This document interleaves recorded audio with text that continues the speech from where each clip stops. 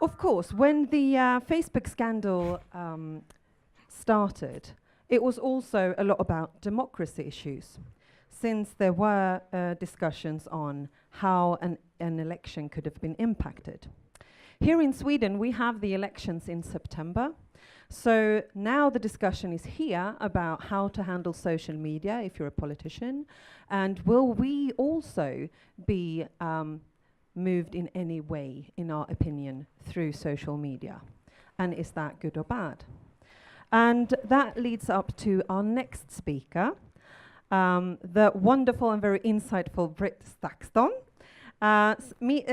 Brit is a media strategist. She's also a debater and an author, and also a journalist, I would say. So I'm very happy to have you here to discuss this very important question. And here in Sweden, we're quite worried about the whole situation, I think. Yeah. So very welcome. Thank you so much for having me. Thank you. So,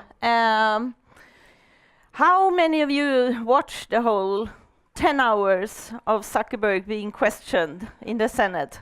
I did, and I think I share that with you.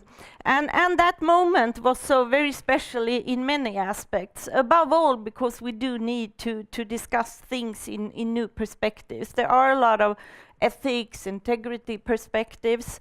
The aspect of privacy as being the foundation of all other rights is fundamental to discuss. But for us who have worked with digitization for many years, it was also a quite familiar situation that you have met when you have been working with digital projects. And above all, because of you see the big gap between understanding what's going on and the platforms and the technique and the worries. And of course, you need to understand where the worries come from, so when the questions come from, but you really could understand what Zuckerberg was going through. And of course, with being in front of the Senate, it's also even more important to actually really understand what do they think they are asking me right now. And it's very significant for our time. The Senate's questions or remarks about his grandchildren who loved Instagram is so typical of our time. We do tend to lose track of the bigger picture when we start from our values or our children who uses these platforms. That is sort of a distraction from the big picture. And regarding to election procedures, of course it would be wonderful if we could explain all craziness going around in the world by an aspect of how easy it is to influence us. It's easy to be influenced to buy white sneakers in the summer. I feel an urge. I have my old white sneakers on. This is easy to do. How easy is it to change my political values? In a Swedish context, I do think it's very important to remember that we have a unique situation. We have a very small language, we are a small country, we have unique possibilities to try things in new ways. And also remember how strong the civic movements are and how that can work together with digitization. There are new ways of doing things, but political values, they are very much founded and grounded when you're 16 years old.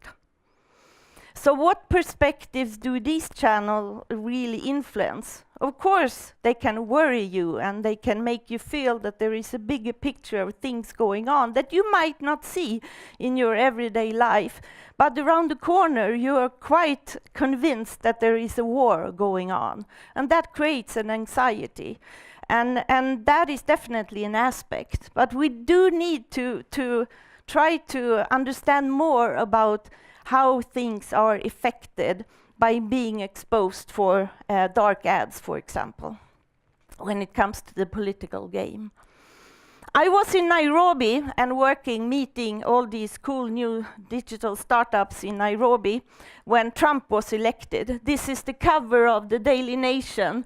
And that's one of the ugliest pictures of Trump. You wouldn't you wouldn't even think there could be uglier pictures, but that's one of the ugliest ones. America does the unthinkable. When I came to work that day, they sort of shook me as some sort of representative for the Western society and said, "What's going on? What are you doing with democracy? We are fighting for developing our democracy and you're just letting it go like that." Those aspects are really relevant to think of. And before I get more dystopian, I do tend to become that nowadays. I am in a period of time where I have a great need to just be quiet and look on what's going on as well. But I do start here, and I'm trying to find the energy on a daily level to get back to the aspect that I do believe this is utmost extremely good for humanity. We are we are so close to solving a lot of really complicated issues together in a new way. But what we do have to remind ourselves of is the fact that it's only 44% of the whole population in the whole world that is connected yet. So do not think that this is finished. Do not think that Facebook is the sole solution on everything. It's 56% that are yet to be connected. We are just in the start of this ride that's going on. And that's something to really understand deeply, how that will change things, because that development will be on their terms. And it will go so much faster than the 25 years it took us to come where we are now. And that will change the players. And that I feel is a bit comforting. I do think we need diversity here. But it is something that is happening with democracy. I mean, digitization do enable things to go so much faster than in earlier times. That is absolutely one of the different aspects that we need to understand, how fast things changes. And the key word, if I would use it, usually is very bold, because I have a different font on this computer, but together with. Remember how important the key word together with is. But the aspect is, of course, who uses that power. The development has, of course, given new possibilities to those who are connected, who know the tools. And in Sweden, we have just had a new, how do you say, it's newborn, the advertising phrase that describes the new citizens as media citizens.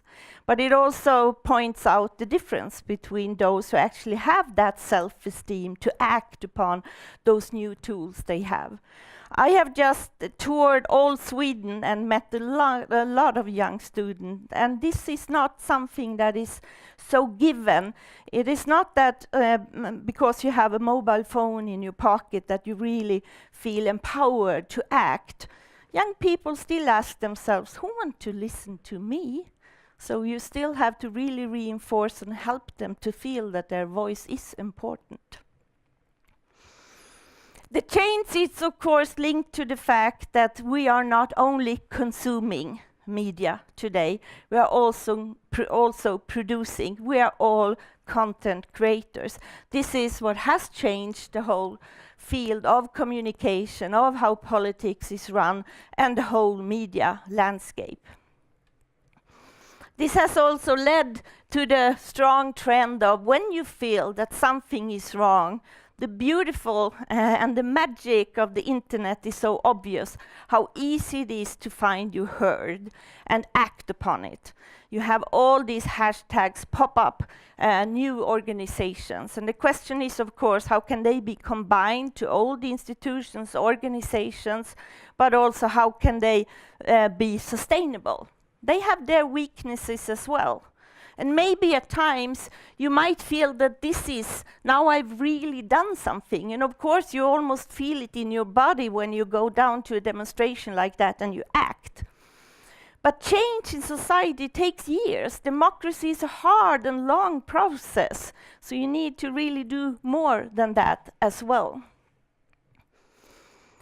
So dystopian I am, definitely, and there are many reasons for that. And I would say that you saw the tendency when you were all happy about what was going on in the Arab Spring, but you soon saw what happened there as well. The front runners really involved in what was going on in the Arabian Spring. If you talk to them, they really also say our biggest mistake was that we didn't organize ourselves. We thought that the real fight is done on the streets. But so you need to find and realize how structure and society is built. How is democracy built? You need to look back and understand those aspects as well. So that was one aspect that really made me think already the Arabic Spring. It wasn't all that euphoria. There were other aspects of that development as well. This is what made me really understand how these tools really can be used in quite different ways than the idealistic perspective I truly still start from as well. Do you know who this is? I know that you have seen his last seconds in life. This is the American journalist James Foley, who we have all seen on his knees in the desert in an orange jumpsuit the seconds before he was killed by ISIS. He's one of the first journalists. And James Foley's mission was to tell the world how bad it might be. And those words seems really important to still carry on. Not only by reporting from different countries in the world, but also talk about these issues. Because ISIS have mastered those tools. They have been very, very good at using social media for marketing and getting their message out, and also extremely amplified by traditional media.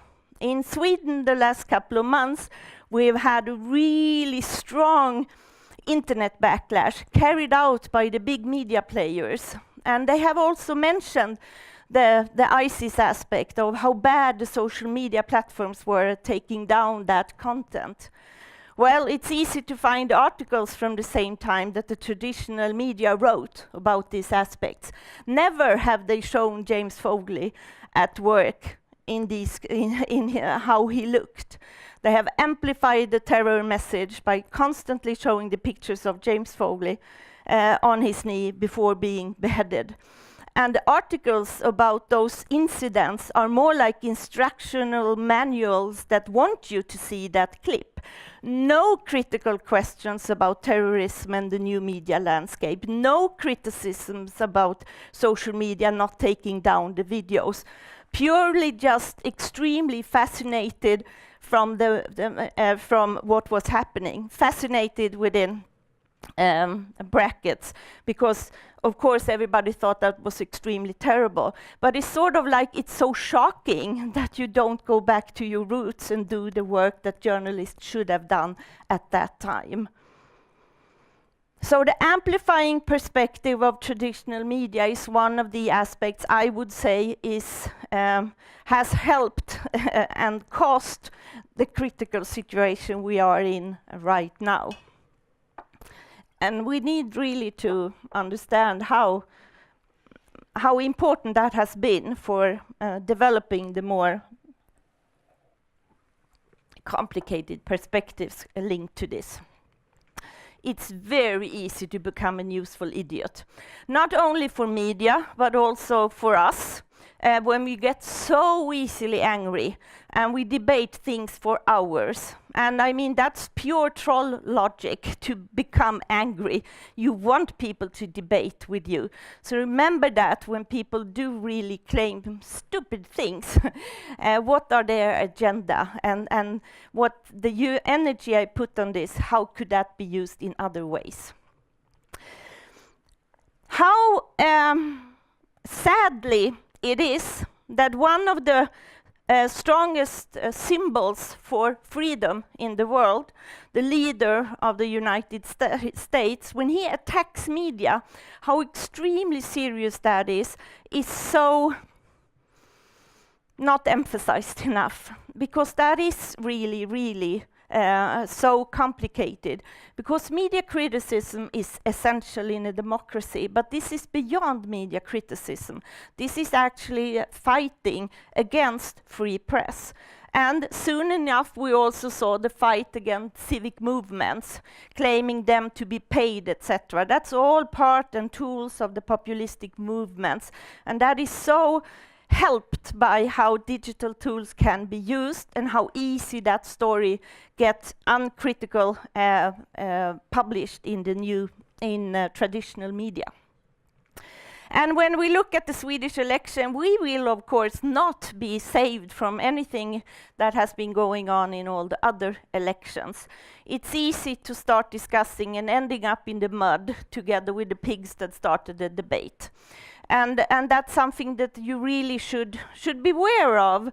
And we also have, this is a member of the Swedish parliament. He is now not as active on Twitter, but he's just started a pod, and he has as many followers on his Facebook page as on his Twitter account. And I'm not, it's not a political statement, it's just the fact that in an international audience, it is interesting with politicians that so proudly say that, of course I look at the methods of Trump's and the likes like him. It's working, and we have to remember that that's the impact that Donald Trump has had. I've met so many wise people during the last year that really wants to argue with me that the only way to act online is as Trump. And that is so fucked up. Yeah. In Sweden, we have a populist party that goes really well. I would say that they might have 20% in the coming election. That's what it really looks like right now. But the interesting aspect is how good they are at really using these tools, of course. And it's not that many views, but in comparison to the other Swedish parties, they have more than 800,000 that have looked at their kickoff video for the election, and that is so much more than the other parties. Why? Because they are the only ones that have subtitled it in English as well, which means that this will be part of the ecosystem that the populistic movement has, which also affects something like a small library that didn't want to have a physical copy of a book giving perspectives on the integration debate. In all libraries in all over Sweden, all the books are possible to order, but to have the physical actually copy of a book is of course not possible. You can't have all the books. When this book wasn't at this small library, they had to have guards at the library. They were so threatened, all the people working at the library.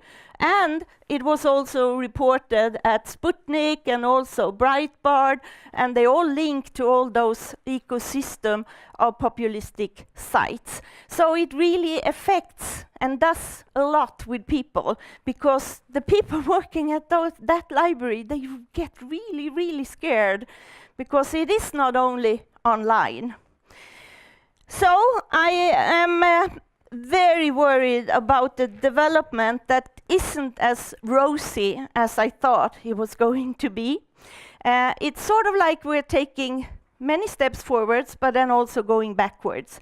In Sweden, we have the world's eldest Press Freedom Act, and this is actually translated to English also. So this is from 1766. And these are things we should really be proud of. And even in Sweden, you have this narrative now that the democracy is really falling.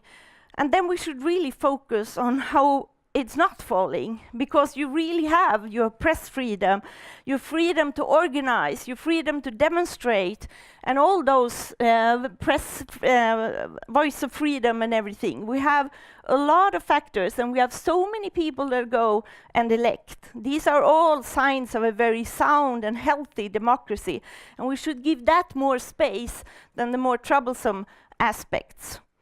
I do think it's time for an ABC for democracy, because it's also the fact that when Donald Trump, as a businessman, attacks media, he is really not worried at all how that affects democracy.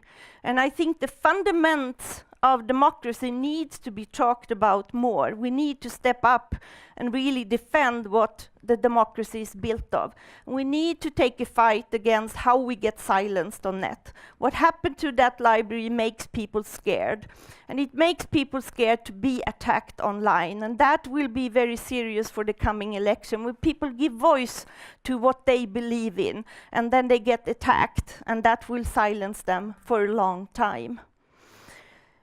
Because we need to remember that 90% of us are just watching, and a lot of us are a bit standby. There's an interesting Swedish survey that shows that 46% of Swedes, of young Swedes, are really standby. They're prepared to act if somebody tells them that they are needed. And I think it's time to tell them that they are needed. We need to look in the mirror and decide, what can I contribute with? This being here this morning is one of my contributions to this. And not to end on a so very dystopian perspective. When I've had a hard time, and I've had a hard time the last year, I've always gone back to when I interviewed Edward Snowden just after the election in 2016 and talked to him about democracy and where are we going. And this is what I stick to when it feels a bit hard. There will always be uncertainty in an open society. We don't know what tomorrow looks like in a democracy. Uncertainty is the price of democracy. Unpredictability is not a weakness, that is a strength. That is what allows us to evolve. Thank you. Thank you. There are so many thoughts on this, but I'm going to try to make way to wait for the panel. Yeah. But we are going to ask a question to the audience. So if we just go to Mentimeter. And take the next question. Does technology and social media, I should say, strengthen or steal democracy? How do you feel after this one? It's a tough one, isn't it? On the long or short term?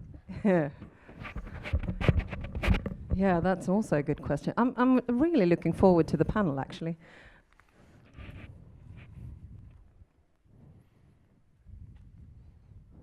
We're hopeful, aren't we?